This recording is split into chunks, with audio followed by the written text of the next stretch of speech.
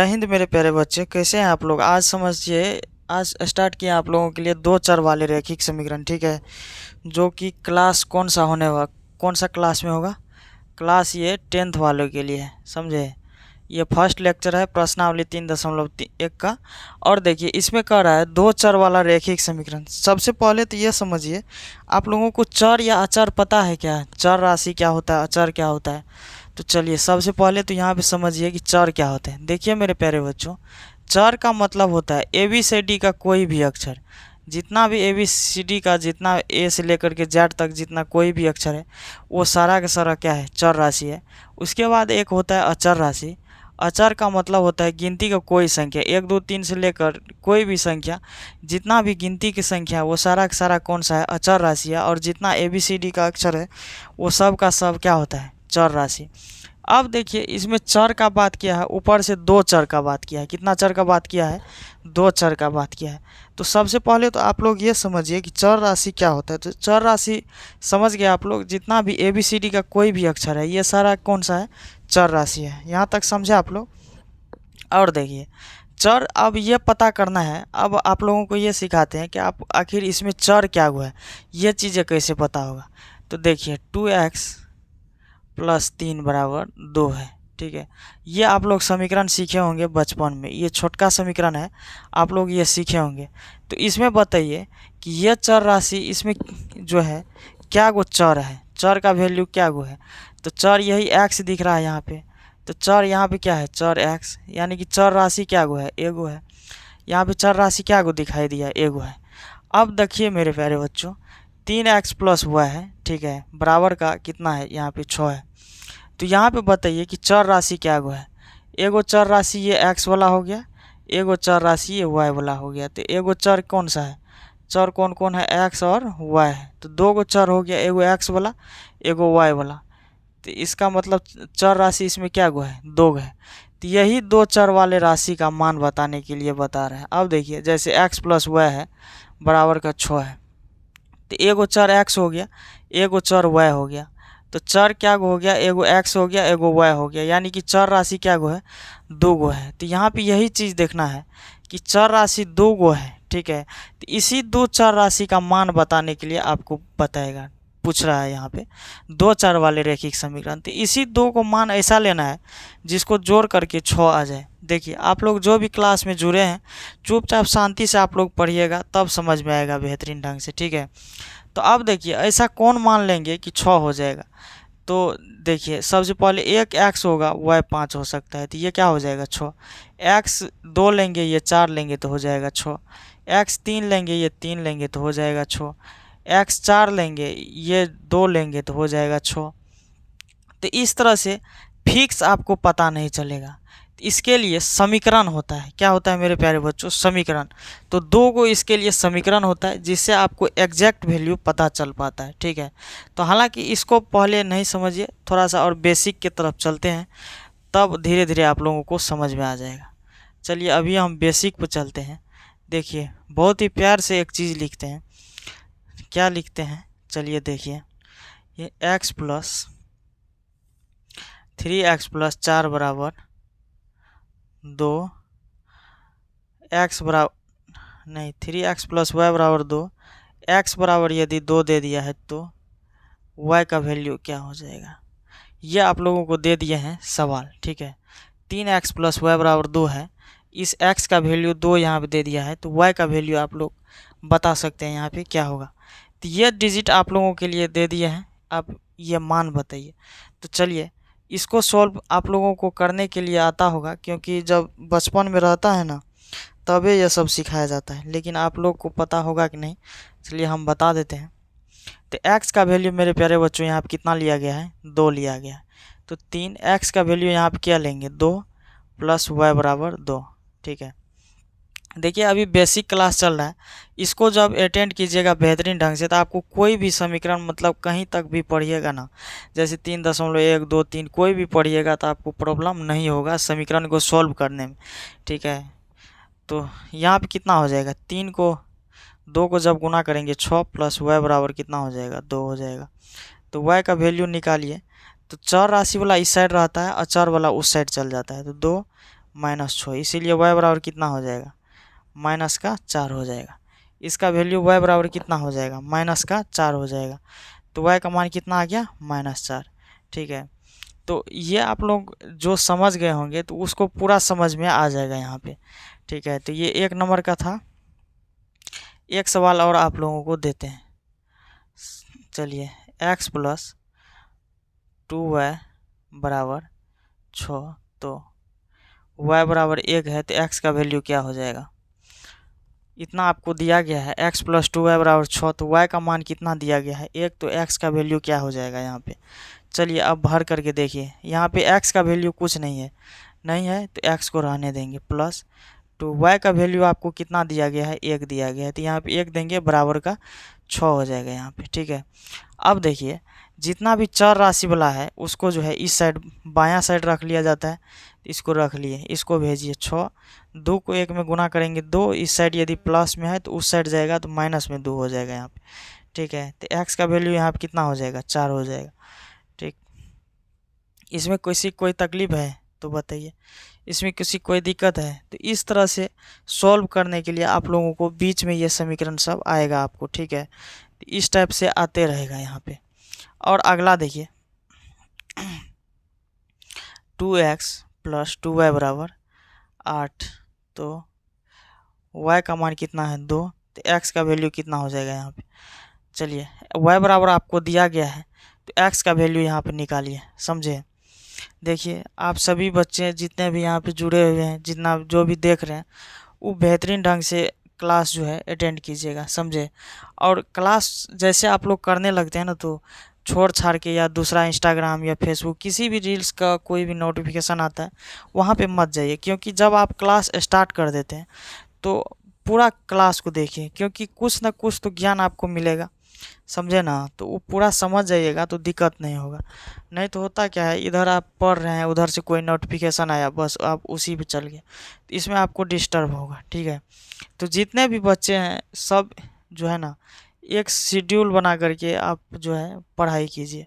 ये नहीं कि यहाँ पढ़ रहे हैं ध्यान कहीं और है तो उसे ध्यान भटकने लगता है तो आपको दिक्कत होगा, समझे। और देखिए जिस लक्ष्य के पीछे आप चल रहे हैं, ठीक है, तो उसके पीछे पूरा लगे रहिए। अपने काम से पूरा मोहब्बत कीजिए, जितना बेपनाह मोहब्बत, ठीक ना। अपने काम, जो आपका काम है उससे उससे बढ़ कर के कुछ भी चीज़ नहीं होना चाहिए, उसको बेहतरीन ढंग से अटेंड कीजिए। और देखिए आपका जो लक्ष्य है उसको 100% लेकर के चलिएगा, तभी आगे बढ़ सकते हैं। देखिए अब किसी को कुछ पता नहीं है कि हम लाइफ में इतना मेहनत कर रहे हैं तो आगे चल कर के क्या होगा, किसी को पता नहीं रहता। बट आप जो करते रहते हैं वही सफल आप बन जाते हैं। जिस तरह से करते हैं हो सकता है अच्छा आप बेहतर कर जाएंगे, तो ये एक मानना होता है, समझे ना।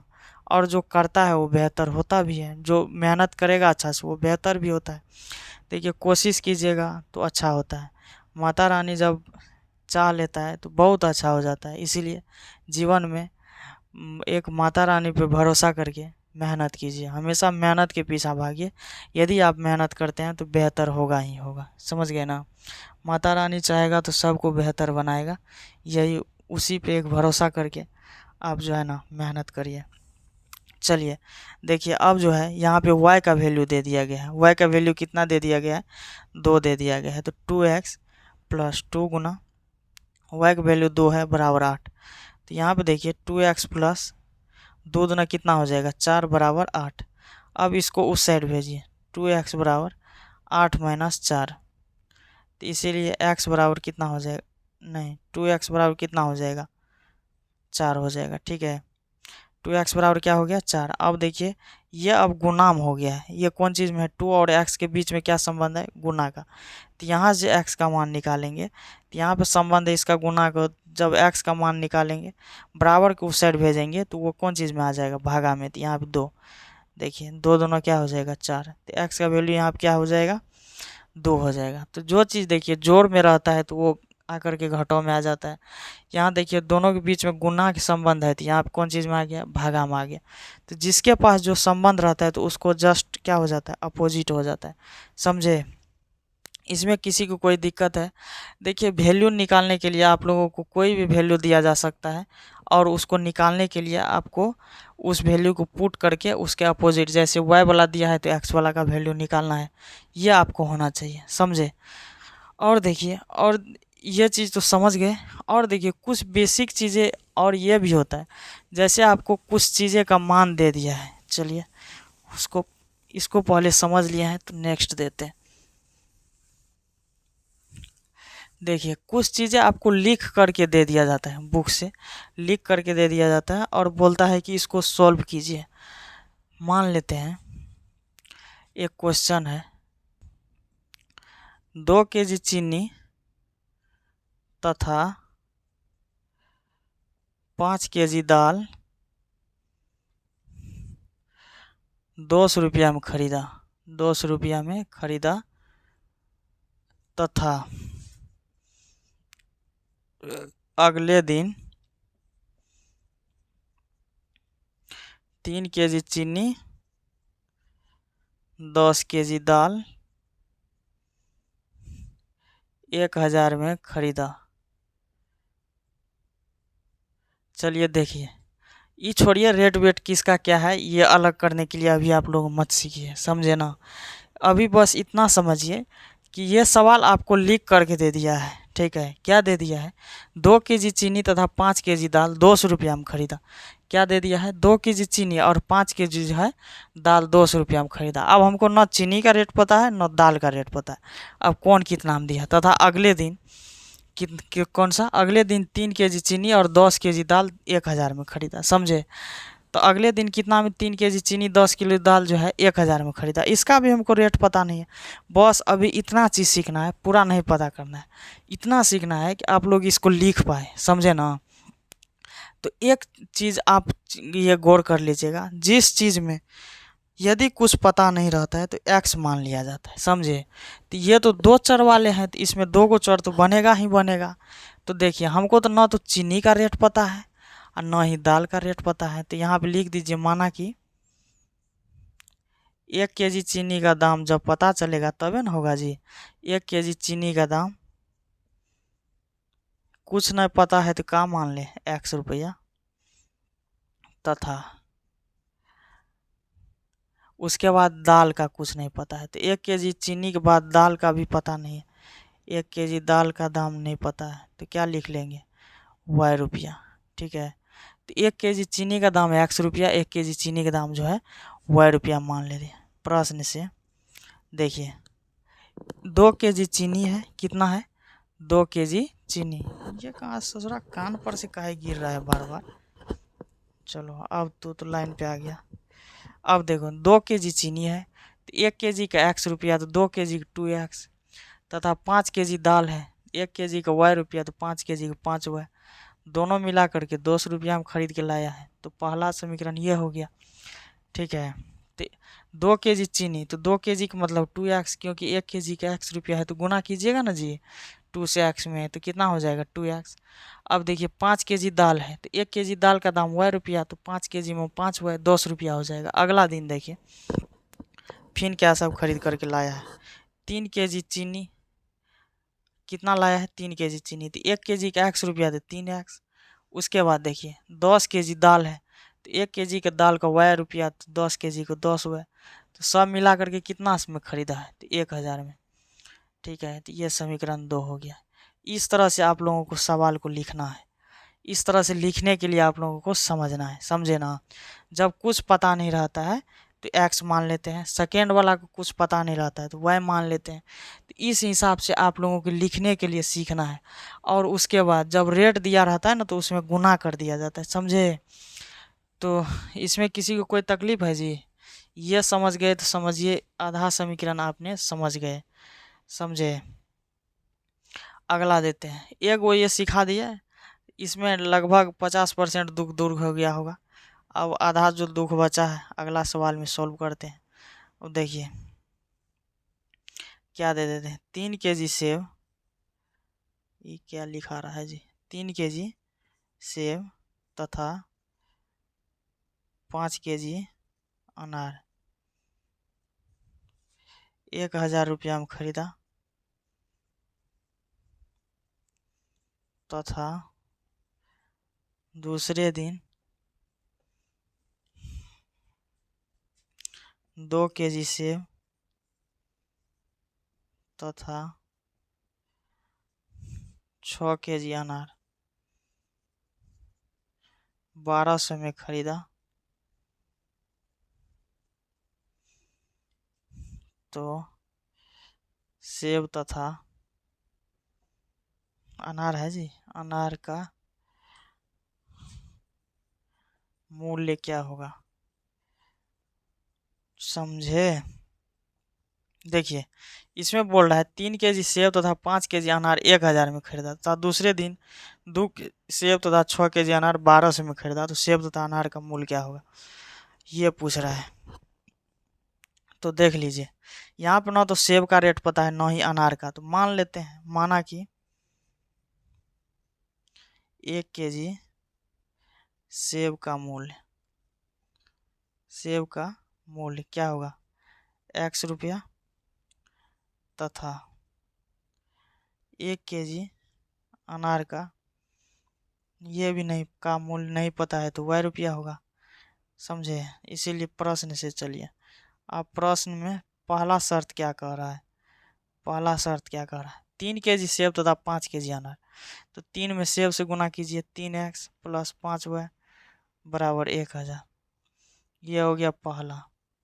दूसरा है 2 केजी सेब और 6 केजी अनार, शर्त 2, 2 केजी सेब 2x प्लस 6 केजी अनार तो 6y बराबर, दोनों को मिला करके कितना लगा है 1200, समीकरण कितना हो गया 2, ठीक है।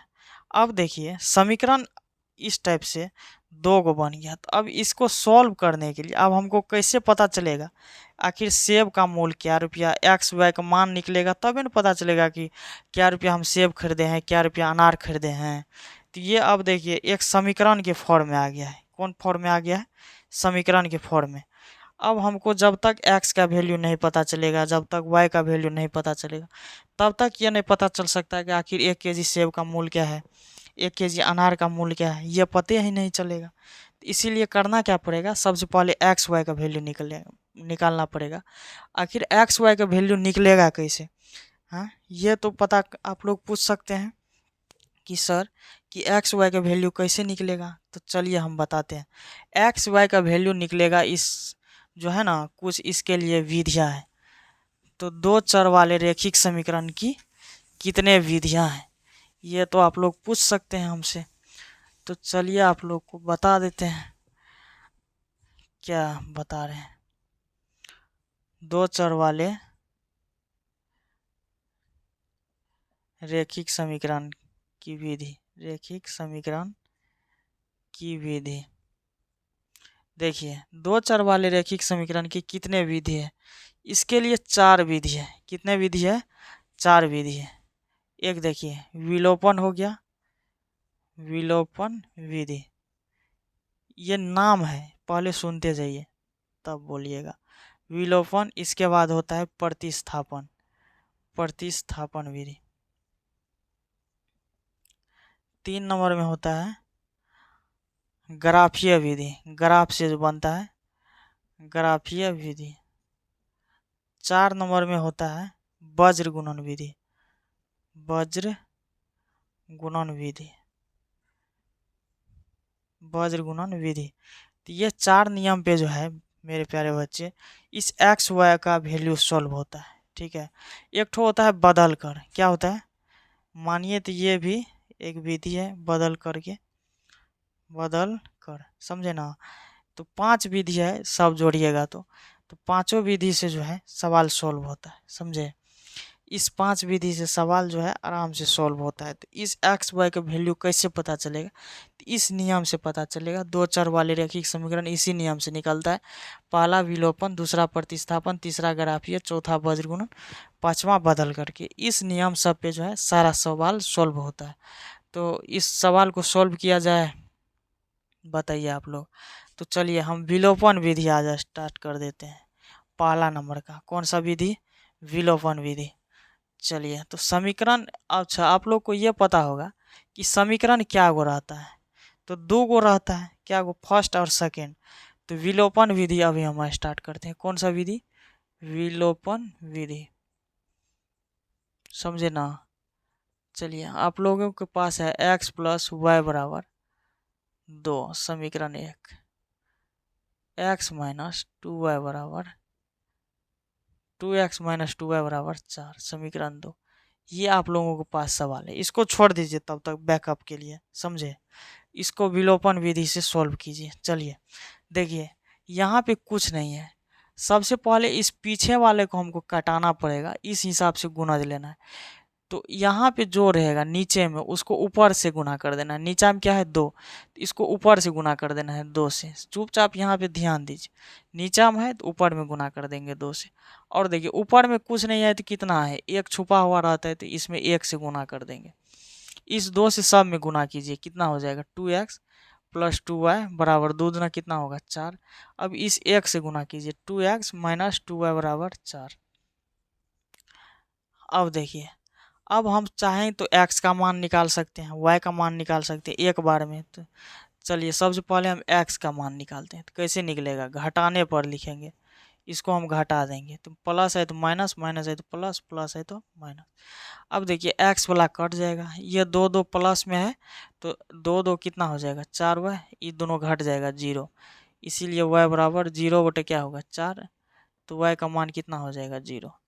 अब देखिए y का मान जो है समीकरण 1 में रख देंगे इसमें। तो यहाँ पे लिख दीजिए y का मान समीकरण 1 में रखने पर, y का मान समीकरण 1 में रखने पर समीकरण 1 क्या है, x प्लस वाई बराबर 2। ठीक है, x प्लस वाई का वैल्यू यहाँ पे क्या निकल करके आया है 0 2। तो x बराबर कितना हो जाएगा 2, 2 में से 0 घटेगा तो 2। तो अतः यहाँ पे लिख सकते हैं x बराबर कितना है 2, y बराबर 0 आया। ठीक है, तो ये सारा आप लोगों को सॉल्व हो गया, समझे ना। तो ये हो गया आप लोगों को विलोपन विधि। हालांकि जब विलोपन विधि पढ़ाने लगेंगे तो और बेहतर समझा देंगे। तो इसमें देखिए आप लोग जो है बना लीजिएगा, इसमें कितना से गुना होगा।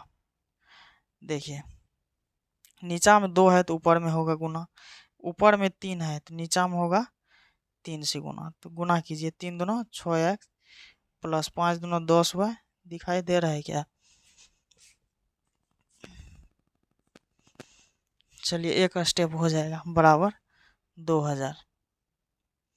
यहाँ देखिए 3 दूना 6x प्लस 18y बराबर 12 3 36। यहाँ पे लिख दीजिएगा हटाने पर माइनस माइनस माइनस, ये कट जाएगा माइनस 8y बराबर माइनस 56। वाई माइनस से माइनस कट गया। देखिए वहाँ पे हुआ है माइनस 8y बराबर घटा करके माइनस 56 से, इतना घटा करके हुआ है। यहाँ पे नीचा में जो काट दिया ये 8 है ना बचे, हाँ 8y बराबर 56। ठीक है, माइनस माइनस कट गया, y बराबर हो जाएगा 5600 बटे 8। y का वैल्यू कितना हो जाएगा 700। अरे सोच रहा y का वैल्यू 700। अब देखिए y का मान समीकरण 1 में रखने पर, समीकरण 1 में रखने पर एक क्या है 3x प्लस 5y बराबर 1000। y का वैल्यू भरिए, 5 गुना y का मान क्या है 700 बराबर 1000। 3x बराबर 1000 माइनस 3500, 3x बराबर माइनस 2500, x का वैल्यू माइनस 2500 बटा 3 आ गया, माइनस 2500 बटा 3 आ गया जी। चलिए इस विधि से आप लोगों को इतना आ गया, समझे यहाँ तक। x का वैल्यू माइनस 2500 बटा 3। देखिए ये सवाल कोई हिसाब लगा करके नहीं दिया गया था, इसीलिए अजीब अजीब आंसर आ गया, समझे ना। तो हिसाब लगा के दिया जाता है, सवाल का सेटिंग नहीं हुआ यहाँ पे, समझे। तो इस तरह से आप लोगों को जो है विलोपन विधि सॉल्व करना है। हालांकि अभी कुछ नहीं हुआ है, थोड़ा सा एक झलक दिए, सब इस विधि से इस तरह से बनता है। विलोपन विधि का एक झलक था। हालांकि जब चैप्टर हम शुरुआत करेंगे तो और बेहतरीन ढंग से जो है बता देंगे कि कहाँ पे क्या नियम लगेगा।